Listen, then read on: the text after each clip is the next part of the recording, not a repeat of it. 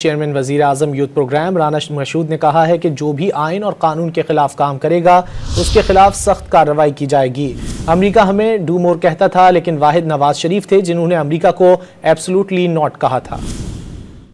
ये वही अमेरिका है जो पहले डू मोर कहता रहा, और अल्लाह के फजल से पाकिस्तान में अगर किसी ने एब्सोल्युटली नॉट कहा अमेरिका को, तो वो नवाज शरीफ साहब थे। ये भूलना नहीं चाहिए, जिन्होंने 5 फोनों के जवाब में 6 एटमी धमाके करके आज पाकिस्तान की सलामती को यकीनी बनाया।